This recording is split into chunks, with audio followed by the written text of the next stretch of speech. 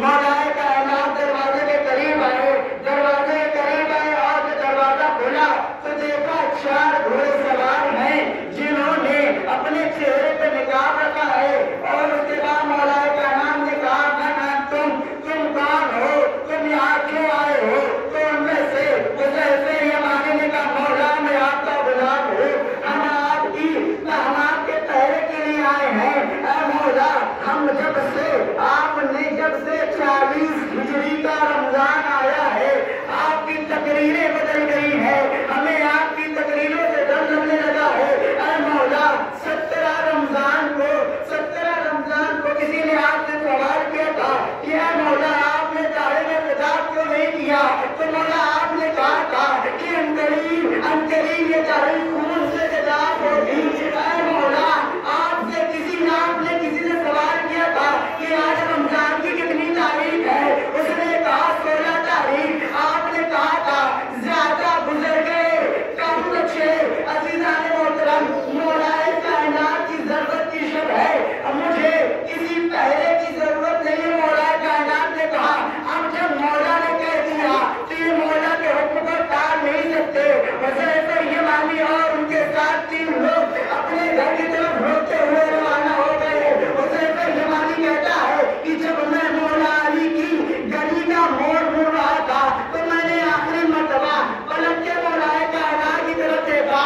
मौला हाथ दिखा के कह रहे थे, हुज़ैफ़ा अल्लाह के हवाले, हुज़ैफ़ा अल्लाह के हवाले, हुज़ैफ़ा अल्लाह के हवाले। हुज़ैफ़ा कहता है मैं रोता हुआ अपने घर पहुंचा, अमामे को दीवार पे मारा, तलवार को रेत पे रखा। उसके बाद से एड़ियां लगाता हुआ रोता हुआ बिस्तर पे चला गया। मेरी बीवी करीब आई और कहा, हुज़ैफ़ा तुझे क्या हो गया है, तू बच्चों की तरह क्यों रो रहा है? हुज़ैफ़ा ने कहा, हम गए थे अली के पास पहरा देने के लिए, अली ने वापस कर दिया। तो उसकी बीवी कहती है, अली को पहरे की क्या जरूरत है, वो तो सादे कदर है। अली के पास हसन जैसा बेटा मौजूद है, अली के पास अब्बास जैसा बेटा मौजूद है, उसे पहरे की क्या जरूरत है? हुज़ैफ़ा कहता है मैं इसी तरीके से रोता हुआ सो गया। बस कुछ देर गुजरी थी कि मेरी बीवी ने दोबारा आकर मेरा कांटा हिलाया और कहा, हुज़ैफ़ा जाग गया, सुनिए आवाज कैसी है। हुज़ैफ़ा उठा, आवाज आ रही थी, बस बदला ज़ैनब का बाबा मारा गया, अब्बास का बाबा मारा गया। हुज़ैफ़ा उठा और मस्जिद की तरफ रवाना हुआ। उधर से अली के बेटे मस्जिद की तरफ दौड़े और जब मस्जिद के पास पहुंचे तो क्या देखा? अली का सर ऐसे खुला था जैसे कारी के हाथों में कुरान खुलाओ। सलामुल्लाह। अली के बेटे मस्जिद में पहुंचे। इमाम हसन अलैहिस्सलाम ने सुबह की नमाज मुकम्मल की। उसके बाद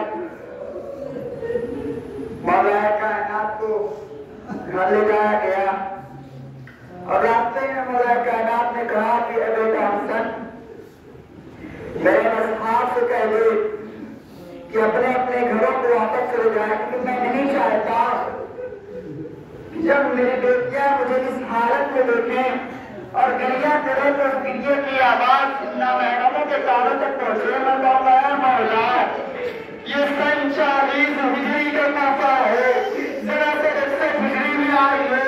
यही ज़ैनब कुलसूम है जिनके सरों पे चादरें नहीं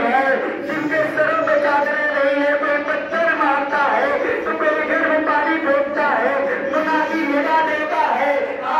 यही ये 40 हिजरी है जब मौलाए कायनात के कातिल को काट कर पेश किया गया ना, तो मौलाए कायनात ने कहा, ऐ बेटा हसन इसे आजाद कर दो, इसकी रस्सियां खोल दो। मैं तो बताया मौला यही से होंगे जिनके हाथों में हथकड़ियां होंगी, पाँव में बेड़ियां होंगी, गले में खानदान टॉप होगा। आज जाने मुसलम मैं एक रवायत और पेश कर दूं, एक रवायत के बिल्कुल शहादत की शब है और ज़ैनब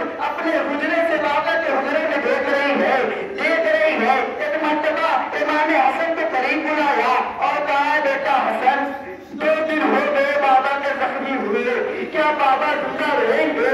तुमने माने हसन ने कहा बहन ये बाबा की आखिरी शब है, अब बाबा से मुलाकात नहीं होगी। एक मरतबा ज़ैनब ने कहा मुझे बाबा से मुलाकात करनी है। तमाम बेटे मौलाए कायनात के हुजरे में मौजूद थे। इमाम हसन हुजरे के करीब गए और कहा ऐ बाबा आपसे बहन मिलने के लिए आई है। बस ये सुनना था मौलाए कायनात ने कहा मेरे तमाम बेटे हुजरे के बाहर चले गए, अब हुजरे में सिर्फ एक बहन रह गई, एक बहन रह गई है, इसे हुजरे में एक बेटी रह गई है और एक जख्मी बाप रह गया है। एक मरतबा मौलाए कायनात ने ज़ैनब से कहा ऐ मेरी बेटी ज़ैनब मेरे सिराने के करीब आ, मुझे कुरान सुना। अब ज़ैनब ने कुरान पढ़ना शुरू किया। इधर अली की आई है, अली ने बोलना शुरू किया। ज़ैनब कुरान पढ़ती जाती थी, अली रोते जाते थे। ज़ैनब ने कहा अरे बाबा आपकी आंखें उतर रही है। अली ने कहा बस तेरा लहजा सुनना था, अब मुझे पता चल गया तू शाम के बाजारों में खुतबे दे देगी, तू शाम के बाजारों में खुतबे दे देगी। बस ये कहना था, अली की आंखें बंद होने लगी। ज़ैनब ने कहा बाबा जल्दी ना कर, मुझे बता बाजारों में कैसे चलते हैं, मुझे बता रसिया कैसे पहनते हैं, मुझे बता पत्थर कैसे खाते हैं। आवाज़ आई कालू इन्ना लिल्लाह व इन्ना इलैहि राजिऊन।